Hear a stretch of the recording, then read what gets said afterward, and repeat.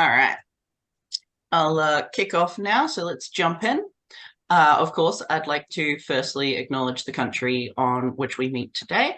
Today, I'm coming to you from Wurundjeri land of the Kulin Nation, and I invite you to think on whose land you're residing on from your location. Sovereignty was never ceded, and the lands always have been and always will be Aboriginal land.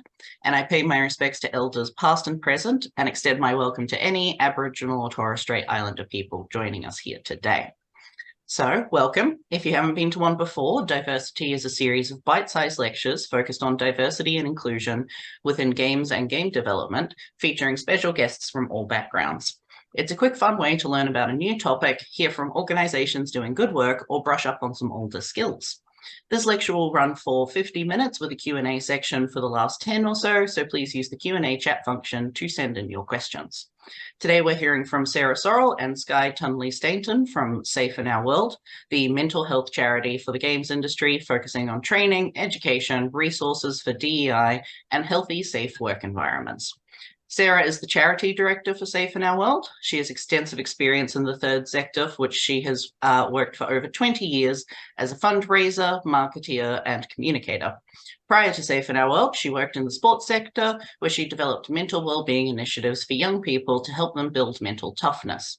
Skye is a neurodivergent person with a lifelong passion for video games. They have 8 years experience working in the cinema industry and a couple of years in government prior to joining Safe in Our World as partnerships and training manager. Now they run the charity's Level Up mental health program and training initiatives. They're also the lead author of Sidekick, the video game mental health journal, which debuted last year. Welcome to Skye and Sarah, and thank you for joining us today. Thank you so much for the introductions. Hopefully everyone should be able to see my screen, so I'll just go through a couple of brief housekeeping pieces before we begin. So firstly, now that we've opened up the chat, we do absolutely welcome anyone to talk in there. If you have questions, you can feel free to put them in throughout. We'll either go over them throughout the session, or we'll obviously have time to revisit things at the end if anything requires a little bit of a longer answer. Outside of that, I think we are good to just get going. Sarah, if you're happy with that. Yes. What I will talk to you about first is who we are. Now, Sav kindly gave kind of a brief overview, but to give, I guess, a little bit more context around our charity, we are just over 4 years old, and about half of the work that we do is for gamers and people in the community.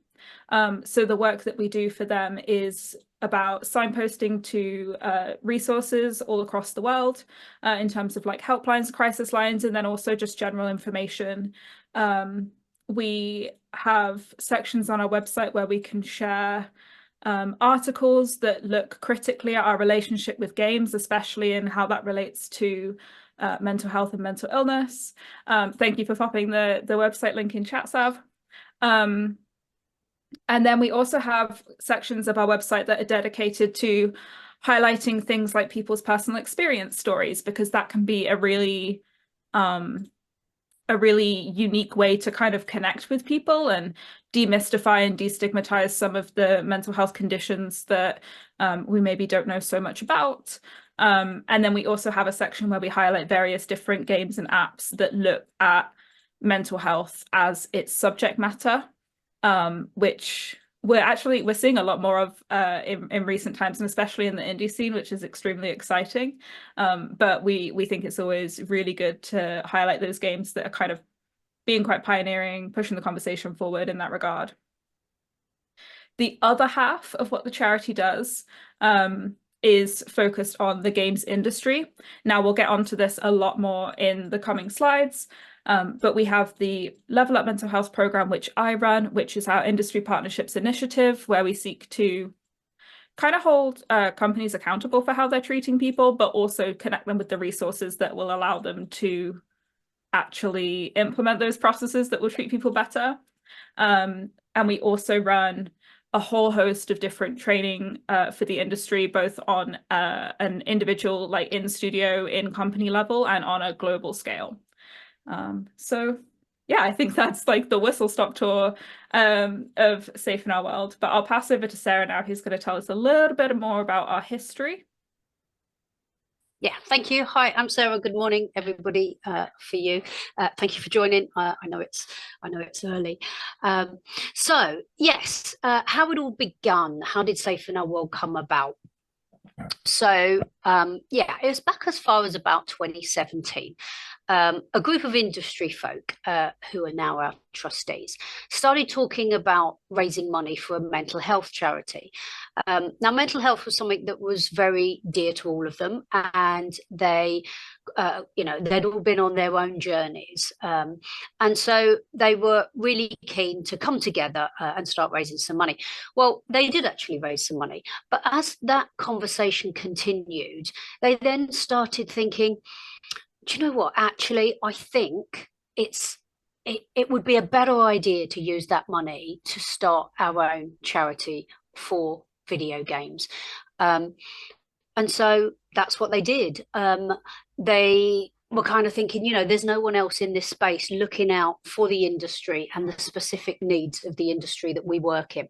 So a lot of hard work, and a few years later, Safe in Our World was officially launched on World Mental Health Day 2019. Now, looking back on it, that was on the eve of a global pandemic, which obviously none of us foresaw, but kind of made our work even more important. So the next year, the trustees then launched the Level Up Mental Health Programme. They'd raised enough money then to become operational, and they took on their first member of staff, which is yours truly, and soon joined by Rosie, and then a little while later Sky. So that all seems a long while ago now. It's not actually, it's only just 4 years ago. But now I'm pleased to say we are the recognised industry leaders in mental health advocacy. And as Sky has explained, we're here for gamers and industry professionals. And yeah, that's how we've ended up being here. So let me explain, kind of outside of the industry, the impact mental health has globally. And it's pretty significant, affecting individuals, families, communities in various and many ways. And the size of the issue is quite staggering, I think. So 1 billion people around the world are living with a mental health condition at any one time. Statistics say that 1 in 4 people will be affected by mental illness at some point in their lives. Personally, I think it's probably higher than that. A shocking statistic is that 14.3% of deaths worldwide, equating to about 8 million each year, are attributable to mental health disorders. And of those, around 30% of those are not known to health professionals. So had they have reached out for help, then it's quite likely that would be reduced. And probably one of the biggest shockers, I think, is that the cost to the global economy is $1 trillion per year. So I think that gives the scale of the issue here. But that's on a global level and across the board. Why is it so important that we're looking after the mental health of our own industry?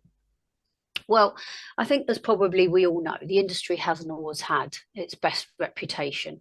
We've all heard of burnout. I'm sure many of you listening will know someone who's hit burnout or been near to burnout themselves. Crunch is still a massive issue within the industry.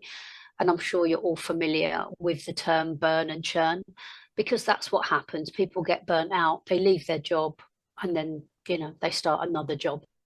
And that doesn't make sense to the industry and the economy of the industry to keep retraining people. So by looking after our teams and our talent, then we will keep them. And surely that makes sense. an early statistic that I came across when I first joined SAFE, and it is a UK statistic, but I do think it's probably fairly representative of the industry as a whole. And it was following a UK, which is our trade body, survey that they do every few years. And the survey said that 38% of people within the industry live with anxiety, depression, or both. Now, that's compared to 17% outside of the industry. So we knew from the very beginning that we had a lot of work to do, but we were determined to promote the dialogue around mental health and empower people to reach out for help if they need it. So that's what we've been doing. So I'm going to hand back to Sky now just to tell you a little bit more about what we've been doing over the last few years. Thank you. Yeah, this is going to be just kind of a summary and an overview of our key achievements of the charity, some of the most important things we've done, some of the things that we're really proud of. So I'll start by talking about what we've done for gamers. First and foremost, we have the website that Sav has linked, safeinourworld.org, where we have signposted over 250,000 people to our life-saving resources. We also have a section on the website called the Crisis Hub, which looks at resources for people who are in like areas with war and conflict and issues such as that. We also have resources around COVID-19. We have highlighted a whole range of different mental health topics through our monthly content themes. So each month we look at a different mental health or kind of mental health adjacent topic, because there are a lot of things that we're quite good at talking about now, things like anxiety and depression, especially since COVID, when more people than ever were having those feelings. But there are still a huge number of topics that we're not super familiar with. We don't talk about nearly enough. So we try and shine a light on some of those topics through our different content themes. Each month, along with producing website content in line with that theme, we also do panels on our Twitch channel where we speak to people. Thank you, Seth, for the Crisis Hub link, where we speak to people who have lived experience with a variety of different mental health conditions. For example, one of our recent panels, we looked at the lived experience of people who have obsessive compulsive disorder, OCD. Last month, we had a panel on body image, talking about the different ways in which video games and kind of the media in general have shaped our opinion of our own bodies and our experiences within our own bodies. And then the personal experience stories that I mentioned previously. We have a Discord community. I'll pop the link for that in the chat as well. But that has over 1,000 members. It's a really lovely community. It's a place where you can stay up to date with charity news, but you can also, just talk about mental health and games with a bunch of cool people. I'll pop that in there now. There we go. We also last year in October released the Good Game Playbook in partnership with Ubisoft. So this is a toolkit that is available to the public, but it's something that we created to tackle the issue of toxicity in online gaming. The resource itself goes over a whole bunch of different things that can be triggers for toxicity, things that can cause people to behave in an inappropriate or unacceptable way online, and also ways that you can, kind of protect yourself from that, give yourself some space to recover from any distressing circumstances that you might have encountered. It is being pushed out to players across Ubisoft's online gaming community for people who report toxic behavior or are reported for toxic behavior. So kind of both ends of the kind of altercation will have this resource where they can learn more. That's the first stage in kind of what we're doing to address that. But I think a really good start and really cool to see quite a big company looking at, addressing that kind of thing and not just thinking it's just, part of online gaming. We also have a podcast called Safe Space, which is hosted by our colleague Rosie, where she talks to various prominent folks from across the games industry, highlighting, again, a whole different bunch of mental health experiences, or talking to people about their journeys. So we've highlighted things like imposter syndrome, grief, queer representation in games. As an example, she spoke in season 2 to Doug Cockle, who voices Geralt in The Witcher, about experiencing anxiety and imposter syndrome, which was really fascinating. She spoke with Adam Harrington from God of War about grief, and the kind of themes of grief within the game, for which he's a voice actor of Sindri. But there's some really cool content on there, and a really good way to kind of get people, again, thinking about different things, and essentially, doing what our mission statement is, to destigmatize the conversation of mental health, particularly mental ill health. And then finally, I can see the link for that is already in the chat, so thank you very, very much.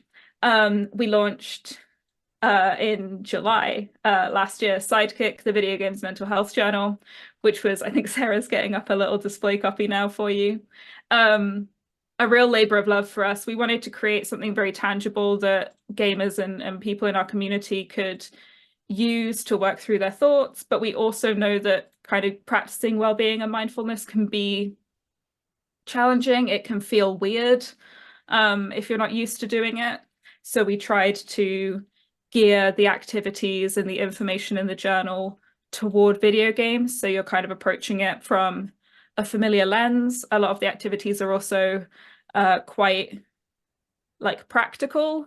So they feel a little less fluffy, or kind of, it doesn't necessarily feel like you're doing a mindfulness activity, even though you're flexing the same mindfulness muscles essentially. But yeah, those are a few highlights of what we've done for the wider community, and Sarah's going to run us through a few bits that we've done for the industry over the last 4 years. Yeah, sure. Thank you. So far, we have partnered with over 160 companies globally. So therefore, responsible for 50,000 employees plus, I would say, through our Level Up initiative that Sky runs. And the most important thing there is just to connect them with the resources and the training that they need to be able to properly support their teams. We've been lucky enough to find funding for over $250,000 of free training. Again, it's global. I'm probably going to say global about 100 times throughout this presentation, because, we just want to make sure that if we are putting something on, we want to make sure that everybody, wherever they are, is able to access that training. So the topics that we've done so far is mental health first aid training. Generally, we've also done a special course, which is mental health first aid for community managers, which was incredibly popular, as it was definitely a group of people that really, really needed some support. And most recently, we've done one on self-advocacy speaking, and that, for those who don't know, kind of sort of hinges around non-violent communication. So we're really, really proud of being able to offer that kind of worldwide. Yeah, for this, we always make sure, as far as we possibly can, that our programs and our initiatives are as inclusive as possible and available to everyone. And we know that people from marginalised groups suffer disproportionately with mental health issues. So this third one was focusing on marginalised people having access to the training. So it was a real focus of ours. So it was really, really pleased with the end data that we had on that 76% of the audience were from underrepresented groups, which, yeah, we was really, really happy with that. Something else that we do is providing talks, panels, round tables about all sorts of different topics at lots and lots of games and industry events. And we're very lucky to be invited out to talk on these. I we were both at GDC last year. I'll be going back again, luckily this year.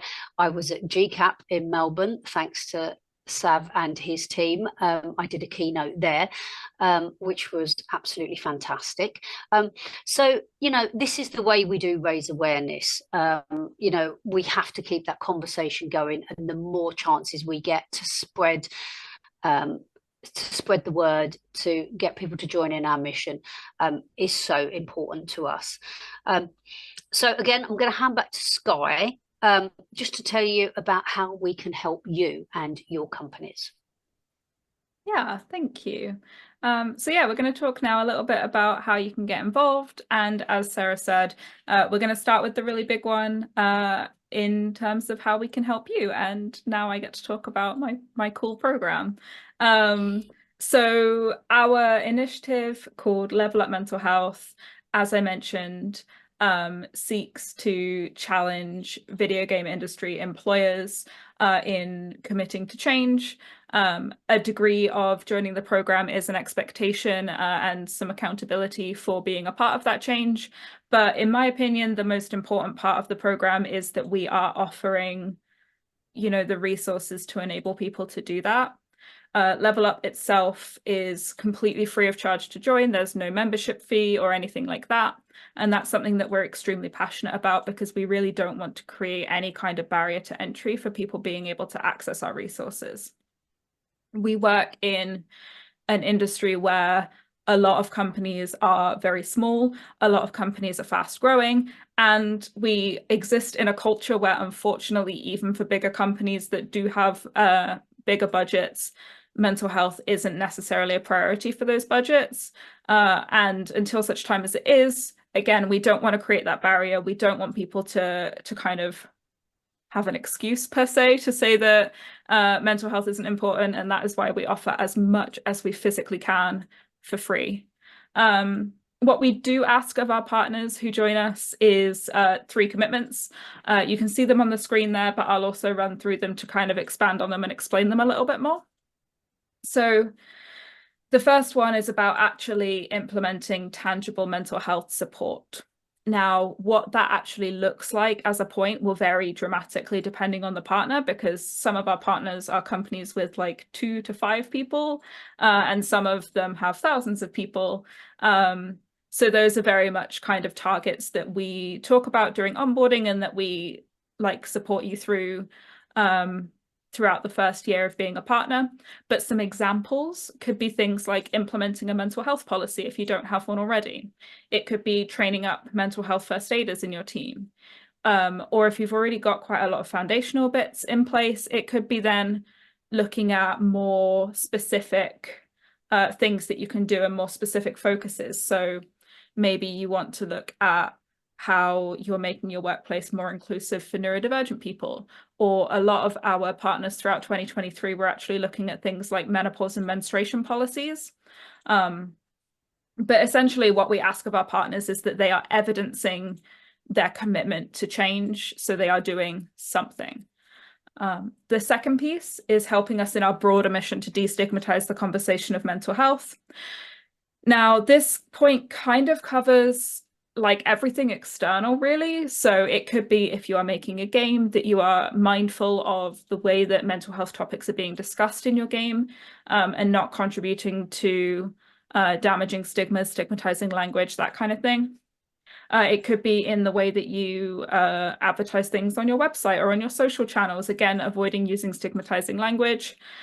Or it could also be in the open and positive way that you promote a dialogue around mental health, whether that is producing your own content or supporting us with ours. We run a lot of community articles, and we also do highlights of things that our different partners are doing, which we'll get onto more in a little bit.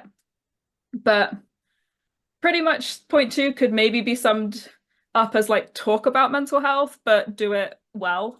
Point 3 is around helping us to grow. So again, we're only 4 years old. We're a small team of 3 at the moment, but we have been growing really fast.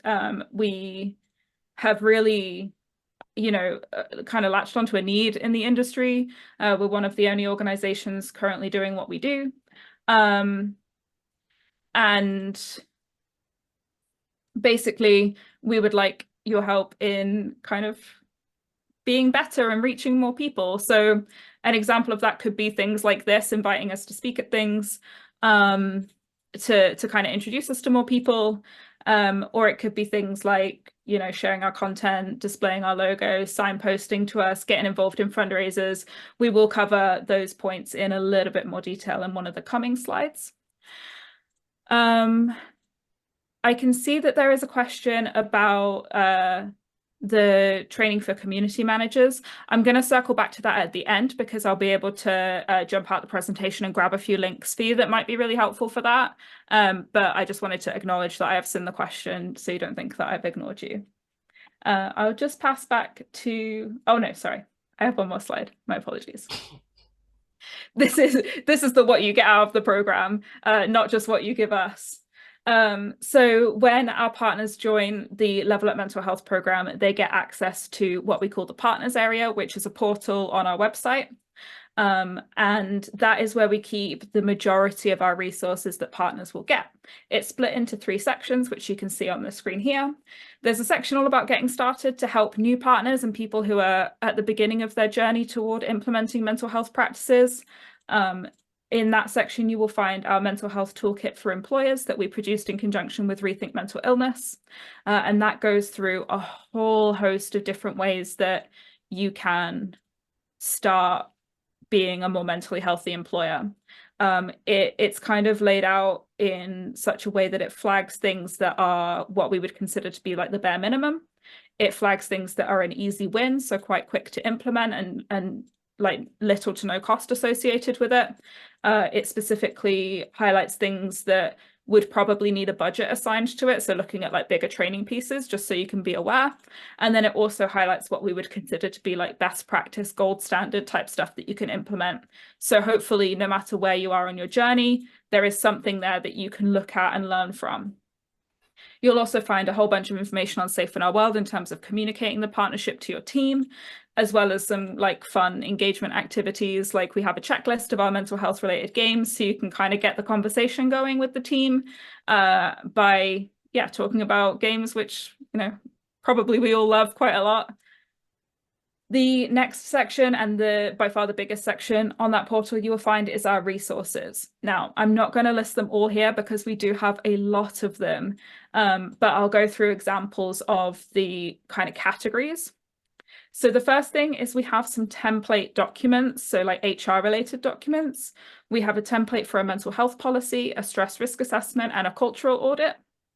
These are all documents that are designed to be kind of off the shelf and ready to use. They don't go into any kind of legal company specifics, but they do have guidance around them in terms of if you want to adapt the policy, if you want to make it your own, or if you would like to write your own one from scratch.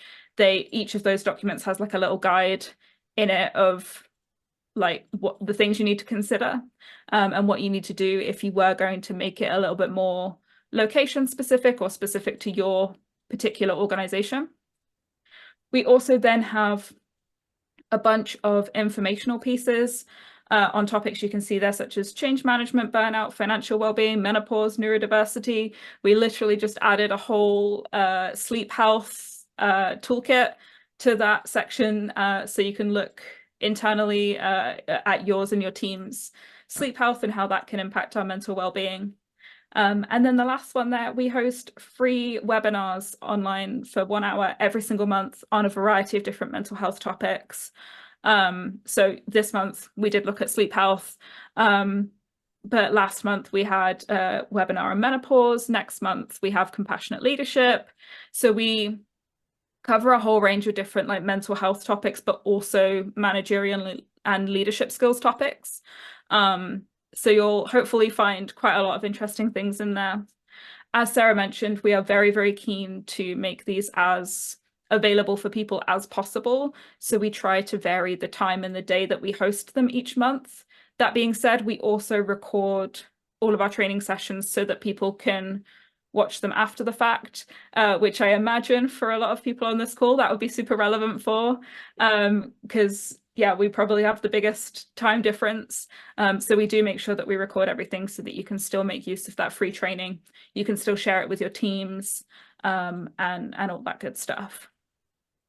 Finally, you'll find the best practice hub at the bottom, which is something we've been working on really over the last year. We have over 160 partners globally at this point, and we really want to shine a light on some of the good work that they're doing. I think it can also really help when you are looking at implementing mental health policies to see an example. So the toolkit, caveat, I think it's great. It's really good information, but you might read something in the toolkit that says like, set up a mental health committee. And that might start you thinking, well, how do I do that? Like, how often do they meet? Should it involve? What are the responsibilities? What are the actions? And that kind of stuff. So the Best Practice Hub is designed to take some of these initiatives that our partners have implemented and really tell you a bit more about it and go into more detail about it.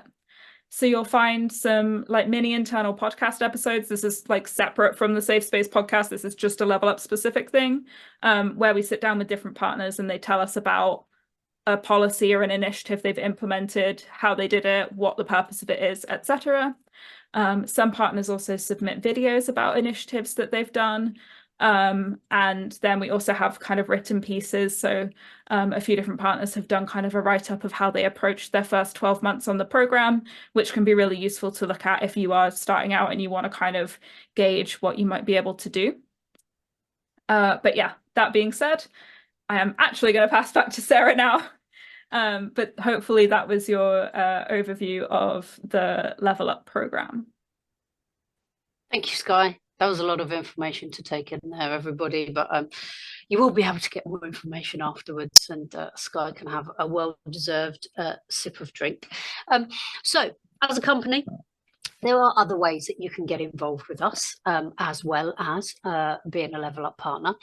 And one of the things is by booking training. Now, that does sit outside of Level Up. Anyone can book some training with us. Some will be free of charge, the ones that Skye's already talked about, and some will carry a small cost. Internally, we do some training that's been quite popular. So as well as the global mental health awareness and the mental health first aid training that we also offer bespoke workshops on understanding burnout, on imposter syndrome is a very popular one and a particular favourite of Skye and myself to deliver on that one. Games as a refuge is one, and also navigating toxicity in communities. We're also quite quick to respond to things that are going on. As we know, the industry is going through quite a tough time at the moment. There's a lot of redundancies and layoffs. So, you know, we've also pulled together resources and a session on, you know, how to deal with being told you're at risk, also survivor syndrome, and everything to do with looking after your mental health during these difficult times. We also, as we mentioned, offer first aid for community managers. I am going to quickly answer the question that I think popped up here. It's not an open course that we're running at the moment because we don't have any funding. It is available to buy as a course for your entire team. We do hope to run some more when funding becomes available, but we do have a free of charge toolkit that goes alongside that we are able to send out to anybody who's interested. So yeah, there's all sorts of training that we can offer. So if it is something that you're interested in, you know, whether it's, you know, compassionate leadership or whatever, please do reach out to us, because we have, if we can't do it ourselves, we have some very good partners who help us with that. So I think we've already talked about inviting us to speak at events and spread the word on our behalf. We do like to talk. I think we've made that fairly clear today. Getting involved in our annual fundraising. Now, this is really, really important to us. Obviously, we're a charity, so every single penny or dollar that we get in goes back into helping either gamers or the industry. So one of the things that's probably our biggest fundraiser every year is our charity bundle, which we've got going at the minute. I think, Yep, Sky has put it into the chat. So we're quite a way in now, but every year we look to our partners and to anybody really to see if they would donate Steam keys for us. So this year we were lucky enough to pick up 12,500 Steam keys for 26 games. And so that's been on sale with our partners at Fanatical. And I'm absolutely delighted to say that so far that has raised us $183,000. So that is a huge amount of money for us. And there's still a few more. There's I think probably less than 1,000. There is still a few more, so if you are interested, please go in and grab one before they run out. Other fundraisers that we do are we run two kind of like maybe sort of streamer type fundraisers. So Play Your Way in May, we run a month of asking people if they would do some kind of fundraising, whether that's via a stream, and we have Tiltify that can host that for us, or it may be, you know, you could, I don't know, run a marathon, do a bake sale, whatever you like. But the kind of theme behind Play Your Way is just about thinking about why we play games, what games we play, kind of examining, we've each got our own relationship with games, and why they're kind of good for us, what our connection to games are, why we think they're good for our mental health and well-being. So that's kind of a really nice theme that we look to in May. And then October, we do one called Press Pause. So that to us is more about pressing pause on life and pressing play on a game. So just, you know, taking that time out from your, you know, from whatever you're doing, the stresses and strains of everyday life, and playing your game. And so again, thinking about what games it is that really you know, kind of take you away from it all. So that's our two that you can get involved in, which is brilliant. Also, as a company, if you are developing a game that has a mental health theme and you want some advice on how best to, you know, make sure that that theme is portrayed in the best way with the right clinical kind of consultation, then we're here to help you with that. That does come at a cost, but we do have a clinical advisory board, and we have people that are able to consult on a game to make sure that that's done in the most you know, clinically correct and sympathetic way. And the other one, the final one, yeah, is in-game signposting opportunities. So we've been lucky enough within Football Manager to have our Safe in Our World logos around the pitch, and we ask kind of anybody who's producing a game if they'll put our logo and a link to our website or a link to our helplines, so that if anybody playing is struggling, then there's a one click to get onto our website and get some help. So yeah, that's the other ways as a company that you can get involved with what we do. Thank you. On the in-game signposting as well, outside of, so we, several of our partners actually at this stage do include our logo and our website and things at the startup or in the end credits and things of the game in terms of like actually signposting to resources. But we've been lucky enough of late to be working on some more kind of subtle integrations. It hasn't come out yet, so, and I'm not 100% sure if I'm allowed to talk about it. So in brief, there is a game where they're integrating like a character to represent Safe in Our World and kind of talk about like mental health and what we do and that kind of stuff. The pitch side hoarding in Football Manager is really cool. And we're in talks with a few other people as well about just little ways that you can, even if your game is not themed around mental health, you can kind of have those themes in there. So yeah, always a cool thing to talk about. And now I will cover off a few ways that you can get involved with Safe in Our World as an individual. So if you just yourself are really passionate about mental health and well-being and want to get more involved in what we do, these are a few things that you can do. So firstly, share our content. That's a really obvious one, but it does help a lot. We are at Safe in Our World on every social media channel, so you can find us there and see a lot more about what we're doing. You can participate in our key fundraising activities as an individual. So the three things, I guess the two that are not bundle related, as an individual, if you wanted to get involved with those or fundraise for us, then we put information about it on our social channels. You can also join our Discord if you want to get a little early heads up on that kind of stuff, or obviously talk to us directly about it as well. Introducing us to relevant industry people. I won't labour this point because we've kind of talked about it a bit already, but that kind of thing is always super helpful, just spreading the word, making sure more people are aware of us, especially in parts of the world where we don't have massive reach already. Contributing articles and personal experience stories to our website. If there is ever something that you feel like it would be beneficial to get out there or you want to talk about, we are kind of always accepting personal experience stories. So you're very welcome to kind of put a piece together and we can have a look at it with you and get it out there on the website to talk about things. There is just a whole range of different topics on there, as you'll see if you go on that the stories page. And it is truly like one of my favorite things that we do, because as I said, I think it's such a powerful way to destigmatize and demystify some of these topics.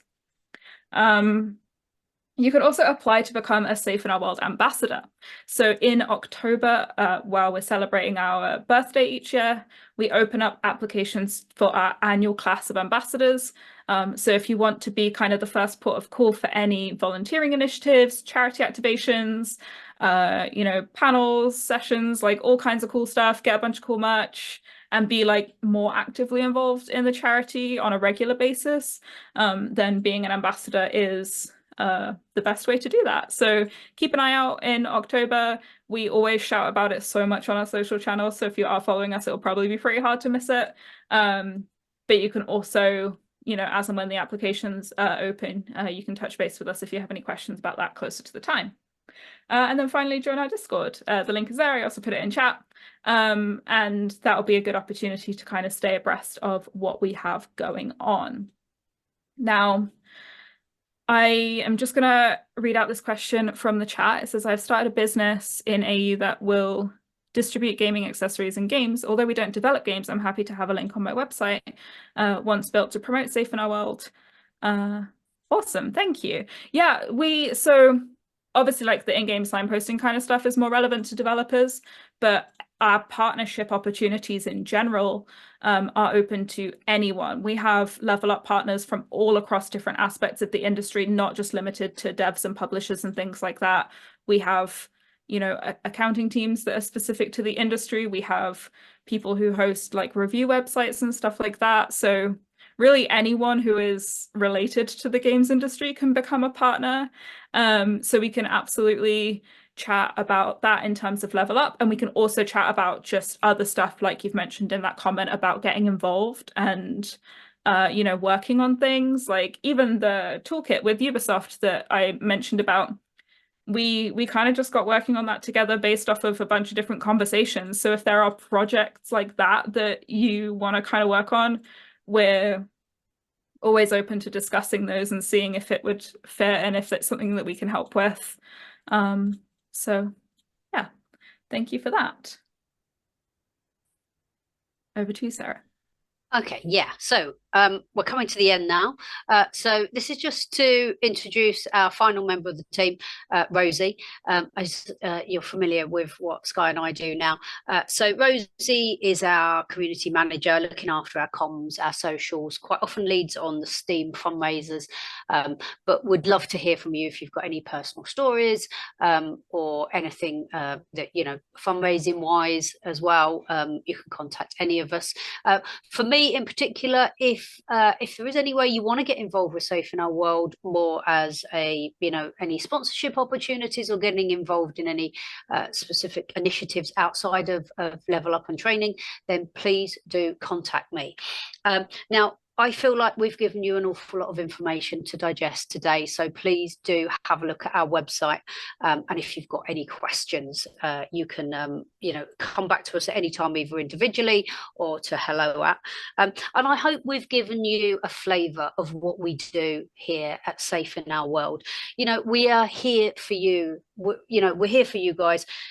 We'd love to help with any issues that you've got mental health related within the industry, and we'd love to support you. Personally, I would love more partners from your side of the world. Had a great time in Melbourne last year. I think you're all fantastic. So we'd love to get more Australian partners, if at all possible. So, do think about reaching out to be Level Up partners. But anyway, just going to finish with our overall mission. We really do want to start a movement here to make the industry a truly welcoming, inclusive, wholesome and caring place to work. So please join us on our journey. And I want to thank you so much for your time this morning in listening to us. And in the few minutes that we've got left, please do ask any questions. But thank you, Sav, for having us. And thank you all for listening. Thank you. I'm going to stop sharing now, but we can send the presentation afterwards if anyone wants to be able to revisit the slides as well. And this webinar has been recorded as well, so if you do want to revisit anything today, because it was a lot of information. But thank you both so much for that one. I think we do have a question in the Q&A before we sign off. Was that? Oh, sorry, I didn't realize that there was a new one that we hadn't addressed. My apologies. No, that's okay. How do you approach Level Up with smaller companies versus larger companies?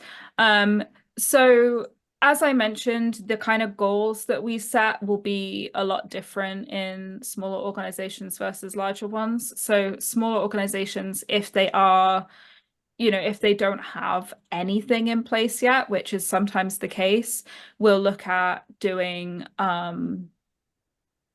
like the mental health policy to start with, and getting some really foundational pieces in place. When it comes to larger companies, the expectations might be different. It might be things like looking at bigger picture kind of training pieces, training up like key line managers and things like that. But it is kind of on a very case-by-case basis, because even within the size of the company, the structure of it is a lot different, with people who are remote working, people who are like a combination of full-time staff and part-time staff and volunteers and things like that. So how we kind of approach the expectation is very much on a case-by-case basis. In terms of the resources, all of the resources we provide them with a view that they are broadly applicable, no matter the size of your company, and no matter where you are in the world. In terms of like the policies, as I mentioned, they're not like, they don't have legal things in them. They don't relate to specific labor laws and that kind of stuff. And then the other informational documents are very much more just like, these are things that you can do. So you're kind of free to take and do what you can and not what you can't, if that makes sense.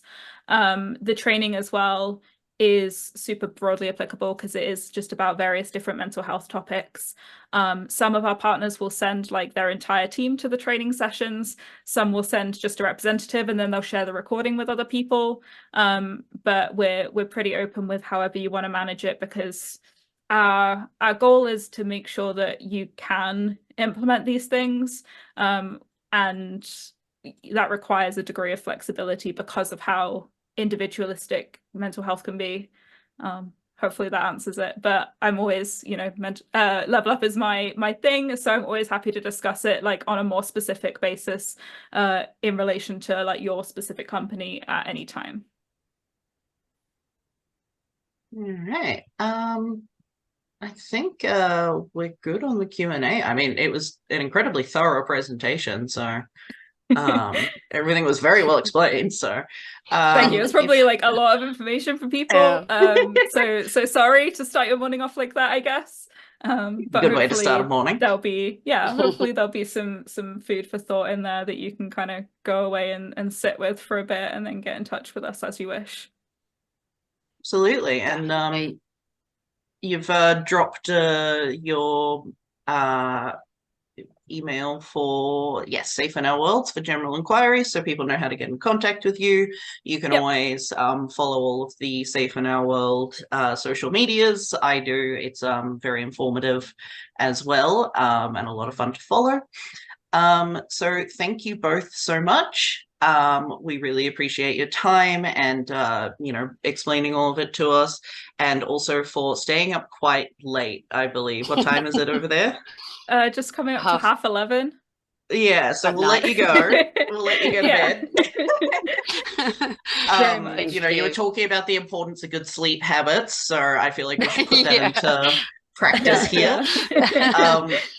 But thank you both so much for all of your work today and all of the work that you're doing, and hopefully we'll see you again in the future as well.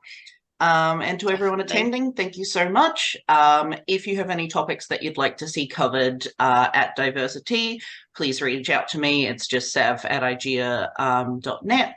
And if you would like to come on a Diversi-tea and showcase what you're doing, let me know. And I'd be very glad to talk about it. So thank you, everybody, and have a good rest of your day, and you too have a good sleep. Thank you. Thank you. Bye, everyone. Bye-bye. Bye. Bye.